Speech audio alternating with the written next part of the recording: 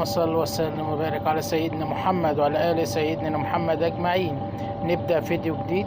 نبدأ طبعا بأخبار النادي الأهلي. الأهلي طبعا بعد راح ال5 أيام اللي كولر كان مديها للعيبة، بدأ بقى الفريق امبارح يوم الاثنين رجع للتدريب في مختار تتش.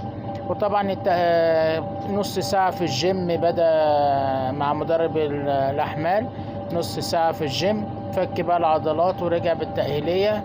وطبعا رجع للتدريب كل من متولي برضو تأهيلي ومحمد عبد المنعم، وشارك في التدريب الجماعي كله من عمرو السولية بشكل كامل.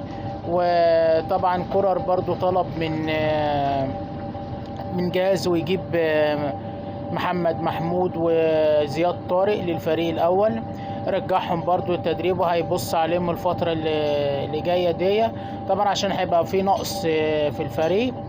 هو يعتبر هيبقى علي معلول يعني عشان هو اللي بره. وبدأ برضو تجهيز محمد أشرف ورأفت خليل وكريم الدباس، هيبقى هما البديل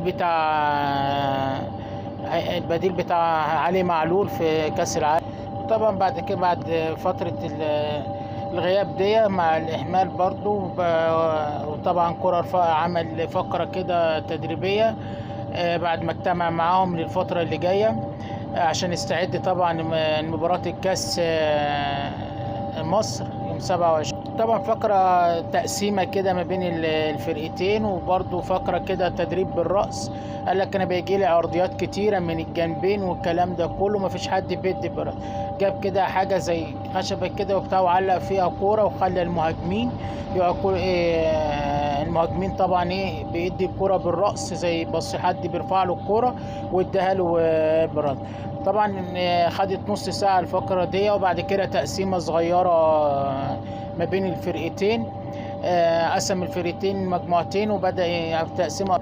طبعا كولر دلوقتي الراجل هيبقى في حيرة طبعا بعد غياب عبد المنعم ومدبولي، عبد المنعم ومتولي، وغياب أيمن أشرف في الدفاع. وطبعا لسه ما كانش جاهزية رامي ربيعة. طب كده ما فيش غير اعتبار رامي ربيعة ومحمد المغربي هم اللي ممكن يعوضوا يعني. طبعا هيبقى ممكن يعوض غيابهم طبعا من رامي ربيعة، محمد المغربي، ياسر ابراهيم بدأ برضو التدريب بالكرة كده في التدريب الجماعي. طبعا انت كده عندك ايمن اشرف ومحمد عبد المنعم ومدبولي كلهم كده اصابات. دلوقتي ما هو بقى هيبقى كولر في حيرة طبعا بسبب ماتش المقاولين، ان هو ما عندوش طبعا المدافعين. شوف بقى هيحلها بقى ازاي. طبعا اكيد هو هيبقى ممكن يعتمد على رامي ربيعة لو كمل الشفاء ياسر ابراهيم من الاجهاد بعد ما نزل التدريب، ممكن هو معاه يعوض هو رامي ربيعة، وهيبقى معاه محمد المغربي معاهم ثاني. طبعا زي ما الماتش هيبقى يوم 27/11 فيها، وهيشوف بقى الخطة لو هيعمل بقى يعني يعوض بيهم مدبولي، وهيعوض بيهم عبد المنعم. طبعا زي ما انفردنا في الفيديو السابق بالخبر بتاع النادي الاهلي مع الشركة الألمانية اللي اسمها الالزن، هي دي اللي هتبقى الاهلي وصل اتفاق مع شركة التأمين الكبرى يطلق اسمها على الملعب النادي الاهلي. طبعا دي برضو ماسكه البايرن ميونخ، هي حاطه الاسم بتاع بايرن ميونخ بتاعها لاينز دي على ملعب بايرن ميونخ، هي اللي حاطاه. طبعا هو هيبقى هذا الشركه تحمل اسم النادي الاهلي الجديد لمده 20 سنه. الشركه دي هتحط اسمها لمده 20 سنه. بكام بقى؟ هيدفعوا ما يوازي 6 مليار جنيه مصري، وهيقسطوا المبلغ على 4 فترات بس، يعني 6 مليار جنيه مصري هيقسطوها طبعا على على 4 فترات. واسم اللي هيبقى ده زي بحق انتفاع، ده هيبقى زي حق انتفاع كده للفريق ده الاسم الشركة التأمين الكبرى دي اللي اسمها اليانز، هي دي اللي هتبقى فين.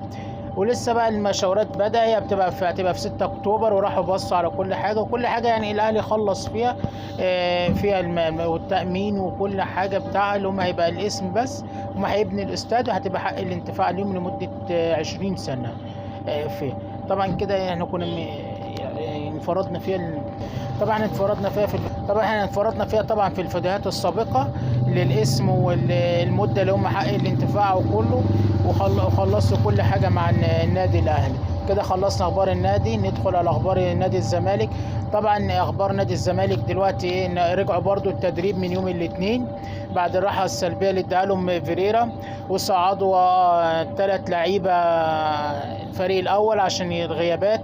الكلام ده هم برضو بيستعدوا الماتش المصري ولسه طبعا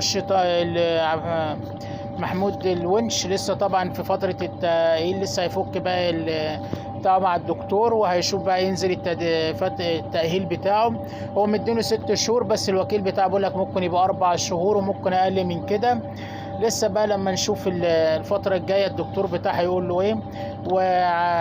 وفتوح طبعا فك الجبيرة اللي كانت على وش قدمه، برضو فكها ولسه برضو في التأهيل.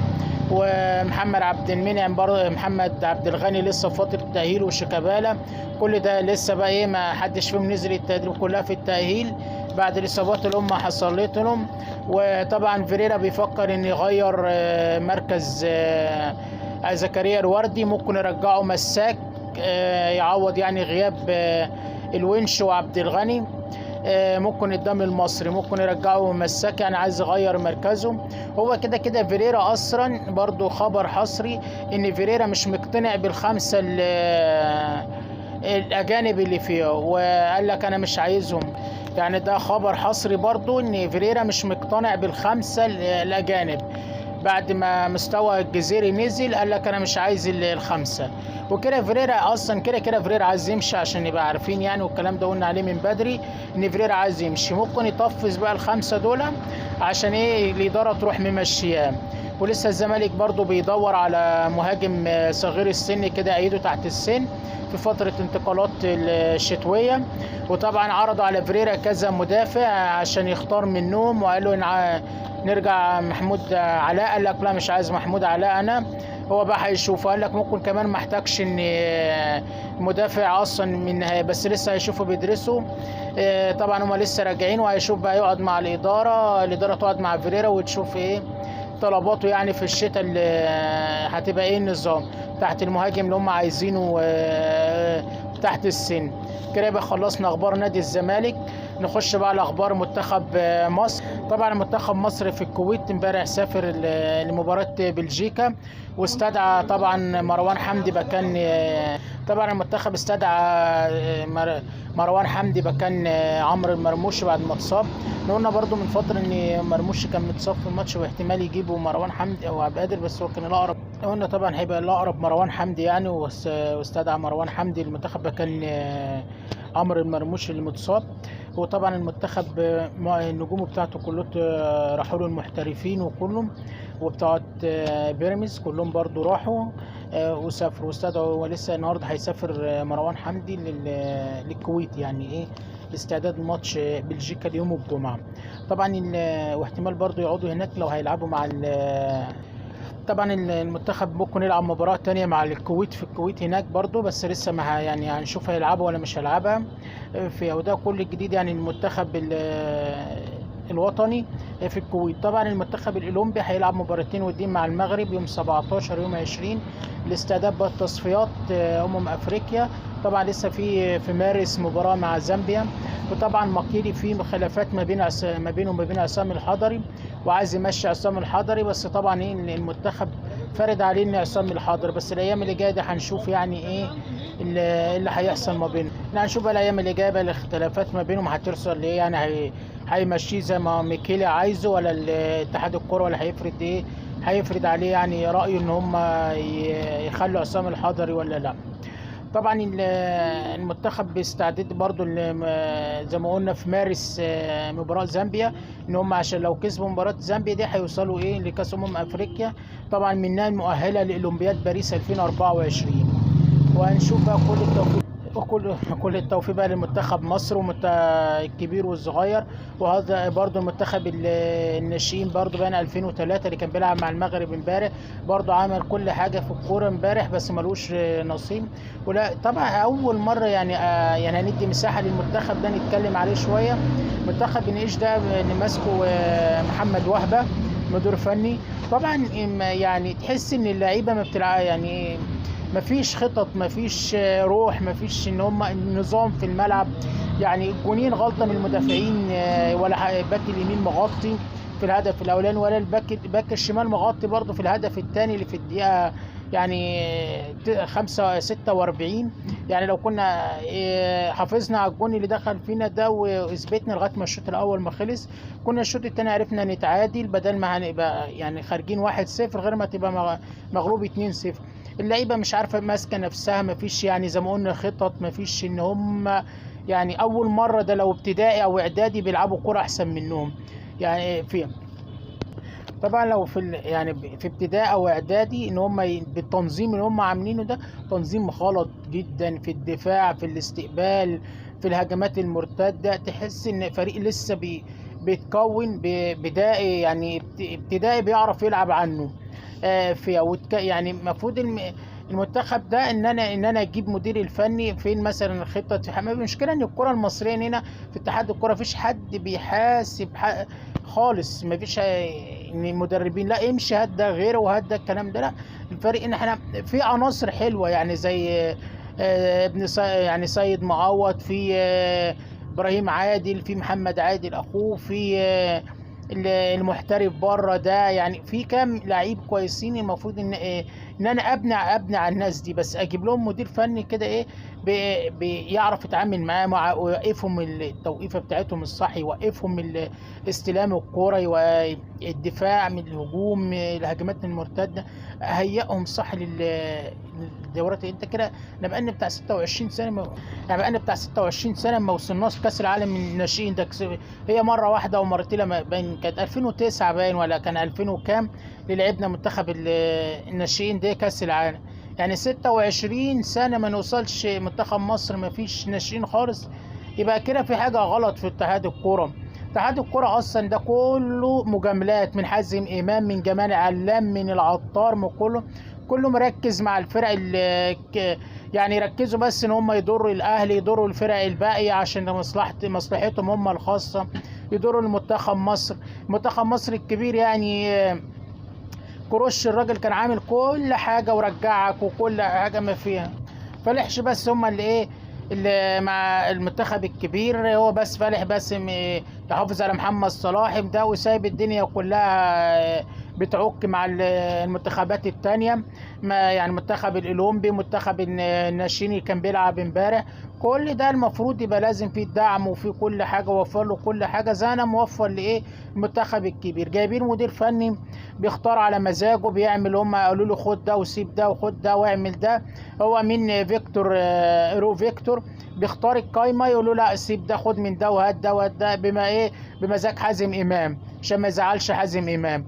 طبعا هو المدير الفني بتاع المنتخب الكبير ده جاي يعني ايه، جاي يضيع يعني جاي ياكل عيش علينا. بقاله فتره ما دربش، اول مره يمسك منتخب. احنا ايه حفله تجارب، نجيب فلان عشان يجرب عندنا، يمسكوا المنتخب، تمسكوا اي حاجه عشان انت ايه جاي لك اوامر كده والكلام ده كله. وكل التوفيق ان شاء الله للمنتخب وبيت الفرق التانية.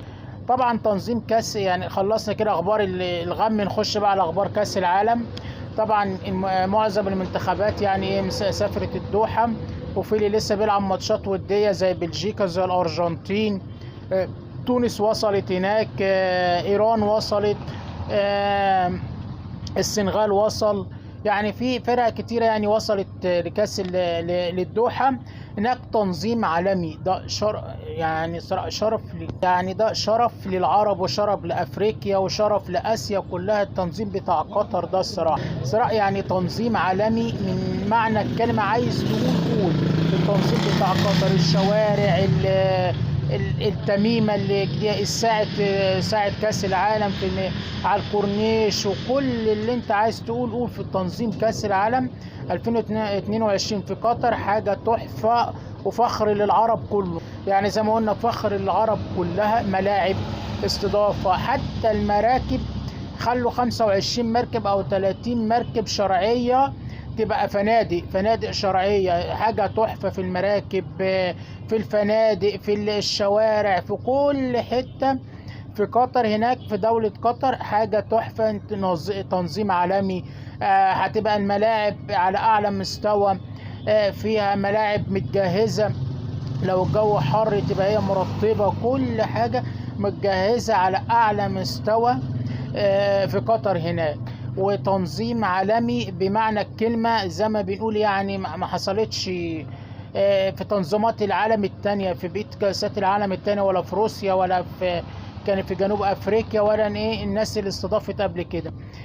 ده حتى يعني صراحة اتفاجئنا، حتى المراكب خلوها فنادق، مراكب كده في فنادق في المية كده، حاجة متجهزة للأربع غرف وغرفتين وكل حاجة. حاجة تحفة ملهاش حل الصراحة، إن إيه التنظيم ده في كأس العالم. وكل التوفيق للفرق الأفريقية والفرق العربية اللي مشاركة زي السعودية وقطر وإيران والجماعة دول الآسيا. يعني صراحة هنتفرج على تنظيم عالمي. صراحة أنا يعني زعلان إن إيطاليا ما صعدتش، إن أنا بشجع إيطاليا في كأس العالم وبحب إيطاليا، يعني زعلان هي ما صعدتش. بس يعني نتمنى بقية الفرق كلها اللي صعدت زي البرازيل، الأرجنتين، فرنسا، كل ده هنتفرج على تنظيم وكرة عالمية. ليه بقى؟ الأجواء كلها هناك مترسخة لكأس العالم، بس مش يعني سهرات الكلام ده كله والعك اللي احنا بنشوفه بالدول التانية، لا ده متنظمة. هنتفرج على ملاعب، هنتفرج على أداء حكام واللعيبة والفرق كلها. ان معظم يعني كأس العالم ده في فرق كتير اخرها كأس العالم، زي هازارد، زي بنزيما، زي كريستيانو، زي ميسي. وهنقول برضو في الفئات التانية الناس اللي اخرها لايه كأس العالم، وهنقول الناس الشباب اللي هتتألق في كأس العالم. كده خلصنا بقى حلقتنا بقى جميع الأخبار العالمية والمحلية بتاعتنا والمنتخبات. عايزين بقى لايكات وشير كتير بقى كده، اللي مشتركش في القناة ينزل يشترك في القناة، ودعمكم لينا كده عايزين نوصل القناة ب1,000,000 مشترك. شكرا لحضراتكم.